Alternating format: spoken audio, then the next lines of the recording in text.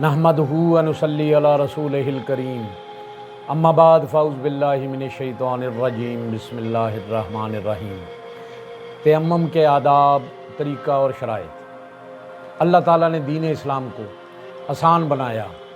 جب پانی موجود نہ ہو یا پانی استعمال کرنا نقصان دہ ہو تو اللہ تعالیٰ نے اپنے بندوں کے لیے تیمم کی سہولت عطا فرمائی ہے تاکہ عبادت کا سلسلہ جاری رہ سکے اور بندہ اپنے رب سے تعلق قائم رکھ سکے۔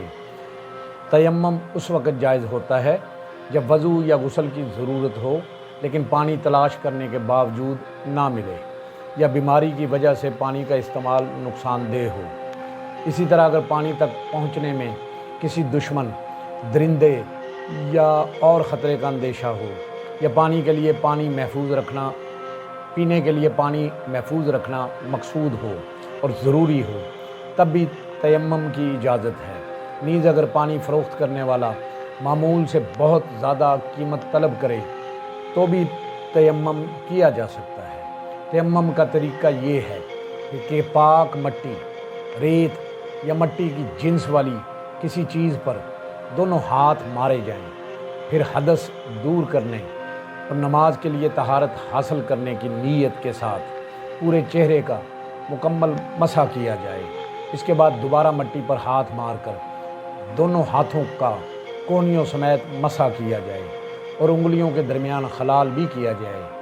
تیمم کرتے وقت اس بات کا خاص خیال رکھنا چاہیے کہ چہرے اور ہاتھوں کا کوئی حصہ مسح سے رہ نہ جائے۔ اگر انگوٹھی یا چھلا پہنا ہوا ہو تو اسے ہٹا لینا چاہیے تاکہ مٹی کا غبار تمام حصوں تک پہنچ سکے۔ فقہی اعتبار سے ائمہ اکرام کے درمیان بعض جزوی مسائل میں اختلاف پایا جاتا ہے۔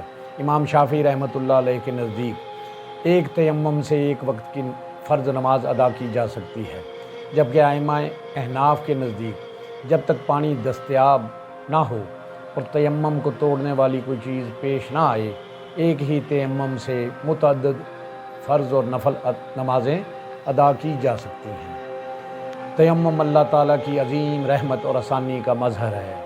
اس سے معلوم ہوتا ہے کہ اسلام مشقت نہیں بلکہ سہولت کا دین ہے۔ ہمیں چاہیے کہ طہارت کے ان احکامات کو سیکھیں، ان پر عمل کریں اور دوسروں تک بھی پہنچائیں۔ اللہ تعالی ہمیں دین کی صحیح سمجھ، طہارت کی پابندی اور سنت کے مطابق زندگی گزارنے کی توفیق عطا فرمائے۔ آمین۔ وآخر دعواہم ان الحمد للہ رب العالمین۔